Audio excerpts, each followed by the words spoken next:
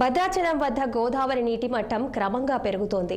నిన్న 20 అడుగులు ఉన్న గోదావరి నీటి మట్టం ఈ రోజు 25 అడుగుల వరకు ప్రవహించింది. రాష్ట్ర వ్యాప్తంగా కురుస్తున్న వర్షాలతో పాటు ఎగువ ప్రాంతాల నుంచి వస్తున్న వరద నీటి వల్ల భద్రాచలం వద్ద నదీ ప్రవాహం పెరుగుతోంది.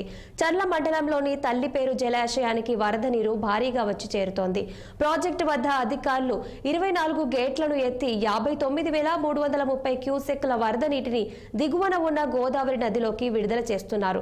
దుమ్ముగూడెం మండలంలోని సీత వాగుతో పాటు వివిధ వాగులు ఉధృతంగా ప్రవహిస్తూ గోదావరి నదిలో కలుస్తున్నాయి. దీంతో భద్రాచలం వద్ద గోదావరి నీటి మట్టం పెరగడంతో గోదావరి వరద స్నానఘట్టాల ప్రాంతం వరకు చేరుకుంది.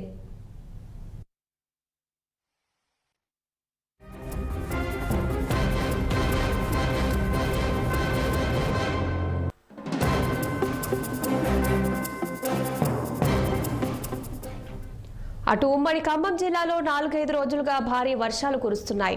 దీంతో వాగులు, వంకలు, చెరువులు, ప్రాజెక్టులు నిండి ప్రవహిస్తున్నాయి. ఎడతెరిపి లేకుండా వర్షం కురుస్తుండటంతో జనజీవనం అస్తవ్యస్తంగా మారింది. భద్రాద్రి జిల్లా అశ్వరావుపేటలో అకాల వర్షంతో గుమ్మడిగుడి వల్ల పెద్దవాగు ప్రాజెక్టు తెగిపోయింది. పెద్దవాగు ప్రాజెక్టుకు గండిపడటంతో తెలంగాణలోని 4 గ్రామాలు, ఏపీలోని 10 గ్రామాలను వరద నీరు చుట్టుముట్టింది. ఏ క్షణాన ఏం జరుగుతుందో తెలియక ప్రజలు బిక్కుబిక్కుమంటూ గడుపుతున్నారు. అటు పెద్దవాగు ప్రాజెక్ట్ ని ఎన్డీఆర్ఎఫ్ బృందాలు సందర్శించాయి.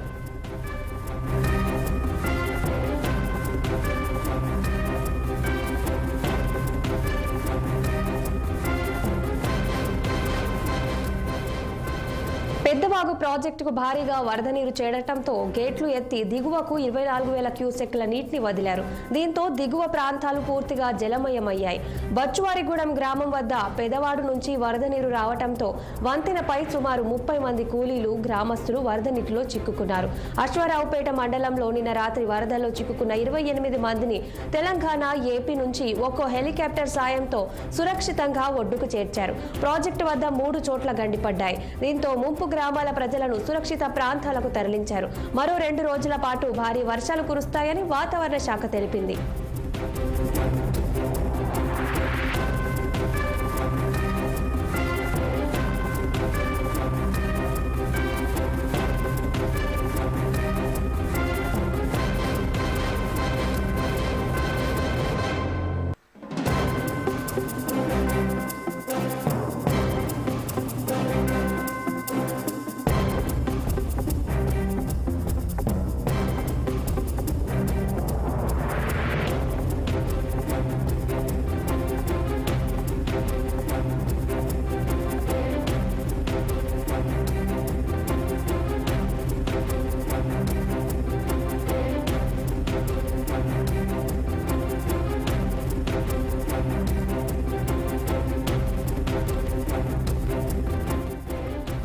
భద్రాచలం వద్ద గోదావరి నీటి మట్టం క్రమంగా పెరుగుతోంది. నిన్న 20 అడుగులు ఉన్న గోదావరి నీటి మట్టం ఈ రోజు 25 అడుగుల వద్దకు చేరి ప్రవహిస్తుంది.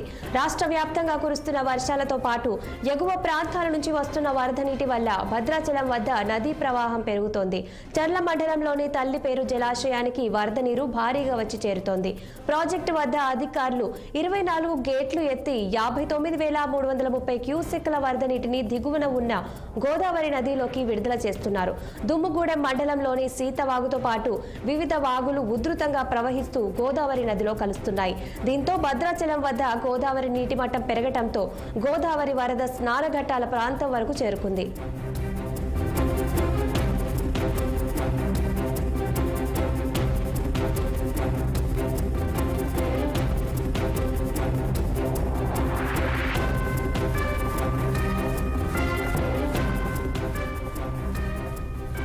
అటు ఉమ్మడి ఖమ్మం జిల్లాలో 4-5 రోజులుగా భారీ వర్షాలు కురుస్తున్నాయి. దీంతో వాగులు, వంకలు, చెరువులు, ప్రాజెక్టులు నిండి ప్రవహిస్తున్నాయి. ఎడతెరిపి లేకుండా వర్షం కురుస్తుండటంతో జనజీవనం అస్తవ్యస్తంగా మారింది. భద్రాద్రి జిల్లా అశ్వరావుపేటలో అకాల వర్షంతో గుమ్మడిపల్లి పెద్దవాగు ప్రాజెక్టు తెగిపోయింది. పెద్దవాగు ప్రాజెక్టుకు గండిపడటంతో తెలంగాణలోని 4 గ్రామాలు, ఏపీలోని 10 గ్రామాలను వరద నీరు చుట్టుముట్టింది. ఏ క్షణాన ఏం జరుగుతుందో తెలియక ప్రజలు బిక్కుబిక్కుమంటూ గడుపుతున్నారు. అటు పెద్దవాగు ప్రాజెక్ట్ ని ఎన్డీఆర్ఎఫ్ బృందాలు సందర్శించాయి.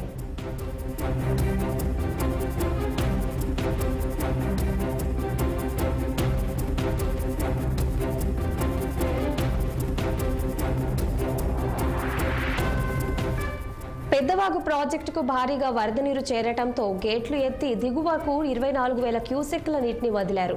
దీంతో దిగువ ప్రాంతాలు పూర్తిగా జలమయమయ్యాయి. బచ్చువారిగూడెం గ్రామం వద్ద పెద్దవాగు నుంచి వరద నీరు రావటంతో వంతెనపై సుమారు 30 మంది కూలీలు, గ్రామస్తులు వరద నీటిలో చిక్కుకున్నారు.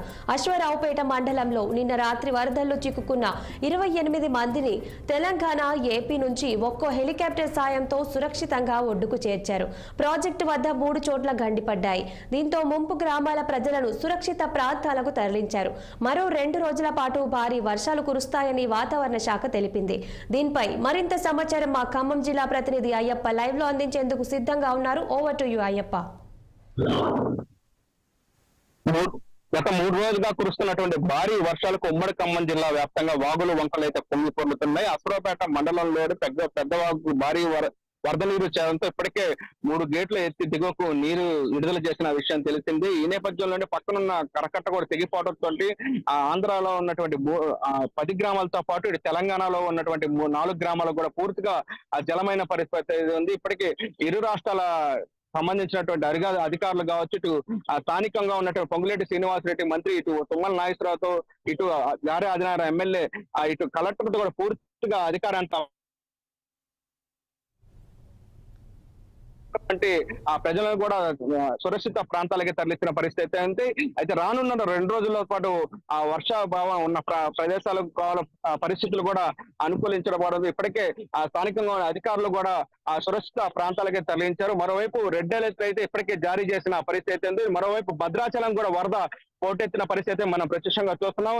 ఇప్పటికే 21 అడుగులు కూడా చేరుకున్న ఆ పరిస్థితి నేపథ్యంలో ఇటు ప్రధానంగా అశ్వరావుపేట మండలంలో చూసుకున్నట్టయితే నారాయణపురం గ్రామానికి సమీపంలో ఉన్నటువంటి పలు గ్రామాలు కూడా నీటి మునిగాయి. ఇప్పుడు ప్రస్తుతం మరో 2 రోజుల పాటు ఆ వర్ష ప్రభావం ఉండటంతో అక్కడ మరి పరిస్థితి దారుణంగా ఉన్న పరిస్థితి మనం చూస్తున్నాం. అంటే పై నుండి ఎగురు నుండి వచ్చే వరద మరి ఈ గ్రామాలు కూడా ముంచెత్తే అవకాశం ఉన్న నేపథ్యంలో స్థానికంగా ఉన్న ప్రజలు కూడా ఇప్పటికే సురక్షిత ప్రాంతాలకి తరలించిన పరిస్థితి. మరోవైపు పోలవరంకి సంబంధించినటువంటి ఎమ్మెల్యే కూడా, స్థానిక ఎమ్మెల్యే కూడా ఆంధ్రాలో ఉన్నటువంటి 10 గ్రామాలను కూడా ఏదైతే సురక్షిత ప్రాంతాలు కూడా తరలిస్తున్నారు. మరోవైపు ప్రధానంగా భద్రాచలం సంబంధించినటువంటి పరివాహక ప్రాంతం చర్ల కూడా పూర్తిగా రహదారులు కూడా జలమైన పరిస్థితి ఉంది.